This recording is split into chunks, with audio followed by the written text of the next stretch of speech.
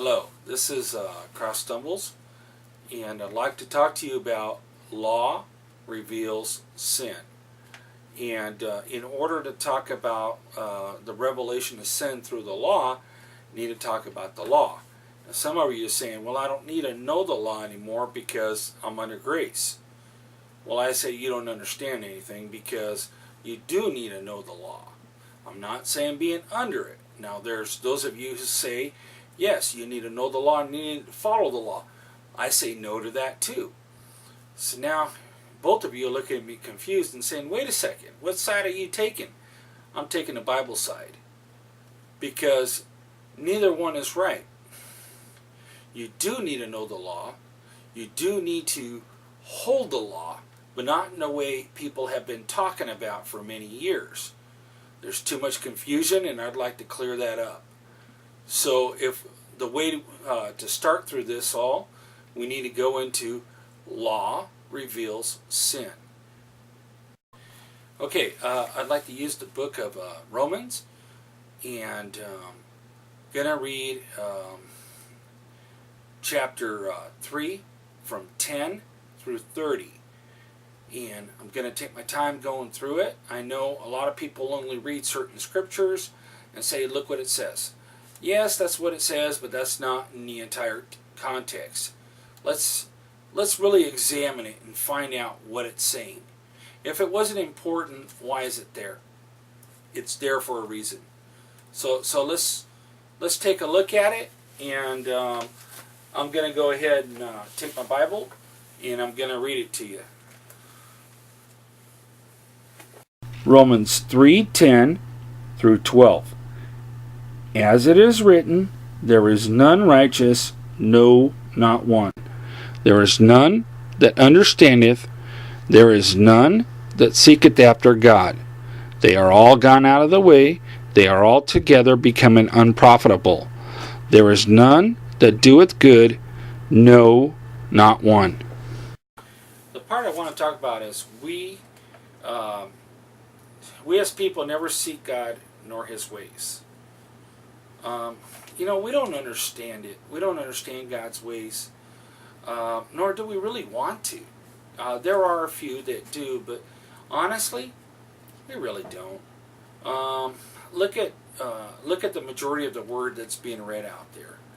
A lot of people, they want the bare minimum, and to understand the Bible, to understand the Word, that's not the way to do it. If you really love God and you want to know God, not just be a membership of a church, that's not going to do anything to your life. That might entertain you for a while, but it's not going to change your life. You need to learn the Word. And what are you going to stand on if you don't have a solid Word? What your pastor said, what your friend said, what your spiritual leader said, what the TV said. Which program are you listening to? Can't you divide the Word for yourself? You have the same Holy Spirit I do. I'm nothing better than anybody else. The only difference is I take it serious. We all have the same Holy Spirit.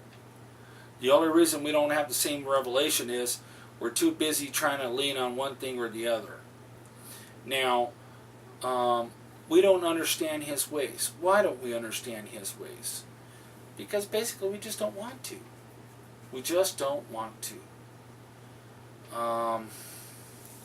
We want the basics, and we're gonna try to do our best.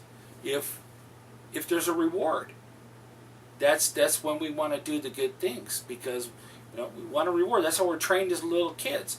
If you do this, you'll get this. But if there's no reward involved, nobody really wants to do anything. The other thing for doing good is, if you don't do it, I'll do this to you. That's the other thing we teach our kids, and that's ingrained in us, and we grow up, and we either have a fear. And so I took this principle and I relate it into to a driving scenario, and to explain what this text is saying, because this is deep. It can go many ways, but this is one aspect of it, and I really hope that you this video inspires you to dig into the Word and check it out for yourself and not just say, well, okay, yeah, that's what he says, it sounds good. No, I want you to challenge me. I want you to dig in the Word and see what God is speaking to you through this. Do it to prove it to yourself. All right? So here, I'm going to give you a scenario. I was driving down a freeway, doing the speed limit, while everyone was passing me. Some were yelling things, some were going around me and then cutting back in front of me to let me know they didn't like how I was driving. And some didn't even know I existed. So following laws will either make you unpopular or in danger, because road rage, if you go a little bit slow, people often they're going to get ready. Hey, what are you doing? Get out of the way! Can't you drive? Or they're just going to they might not even notice you. Just drive on by like you're not even there. When you follow the rules, you really make a lot of people angry. Why? Because people don't like rules. They like to live a life without rules. Well, that's not God's way. And if you're like that, you need to wake up to the fact that you're not living a godly life. If you're living a life without rules, you're not living a life of grace. You're living a life according to your own will, to the flesh. So the next scriptures that go right along with that explain that, and I'm going to grab my Bible again, we're going to go over it, is going from where we left off, and it's going to be Romans 3:13 through 17. Their throat is an open sepulchre, which of course is like a tomb, those large tombs. With their tongues they have used deceit. The poison of the asps is under their lips, like a venomous snake. And they're just ready to spit the poison out. Whose mouth is full of cursing and bitterness. Their feet are swift to shed blood. Destruction and misery are in their ways, and the way of peace they have not known. Now the religious people, they have no peace. They're too busy following the law, making themselves better than other people, trying to follow every rule that's written down, and ignoring the way they live and everything else, and they have no idea what is the purpose of the law. They're so careful to do not do this, do not do that, do not do that, but they forget about the other stuff, the bitterness, the lashing out, the tempers, the rage. And all these little things listed is to try to say, wait a second, you're so busy looking at these laws, but you're not looking at your own attitudes. So see, he's bringing the light right there, a subject that a lot of holiness churches are not touching and the grace churches are not touching. Well, who do I represent? I represent Jesus Christ. I believe the Bible, and I believe the Bible's true. If you hear something I say that comes in question, then you write to me and we'll put it on the website. We'll talk about it. Once I can get set up more, we'll set up debate post or whatever. But no, the Bible is true and every man's a liar. And I'm not going to water down one way and I'm not going to water down the other way. We're going to hit truths and we're going to go through this text. And I guarantee you, you're going to look at it different. Okay? So basically what it's saying is, stop trying to look at the law as just things like that and understand that it's your attitudes. It's your stance. Who are you? Okay, so to make light of what's being said, most people only, when they talk about this text, they skip over all the stuff and they point out no one's righteous. Okay, all are sinners, all have fallen short. Okay, yeah, but you're missing the other part of this, and that's what I'm trying to highlight right here. Like I just mentioned, so busy following certain rules, but not seeing the thing. Now, if you take a look at the perspective from where it's coming from, we go back to the beginning. And Paul's talking about his longing for his visit to Rome. And he reminds them, hey, it's the kingdom that you need to think about. And, I'm not ashamed of the gospel because it's the power of God. And the wrath of God's going to come on all those who live unrighteously and have darkened their hearts.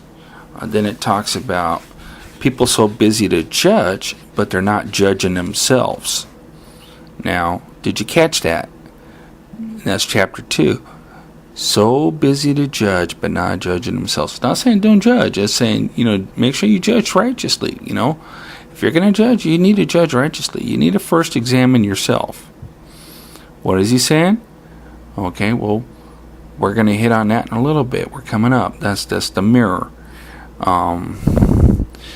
But before we get into it, I'm wanting to highlight this. And so he's saying now, it was the Jew first and then the Gentile. And there is a little bit of favor there, but it still doesn't negate, who the real Jew is. And so he goes into the circumcision, and he's saying, look, that circumcision only does you any good only if you follow the law. So who's he talking to here? He's talking to the people who are saying, we're superior, we've been circumcised, and therefore we are God's chosen people, and we're going straight to heaven. And he's saying, no, don't forget that circumcision was a promise that you're going to keep the whole law, but you're only keeping part of the law. So again, and then he goes and he talks about the true circumcision. All right, and it says right in verse 28, a man is not a Jew if he's one outwardly, nor circumcision inwardly, outward and physical. No, a man is a Jew if he is inwardly, and circumcision is the circumcision of the heart by the Spirit, not by the written code. So a man's praise is from men, not from men, but from God. So what's he saying? See? So in other words, it's saying the law is a mirror, self-exam. Examine yourself.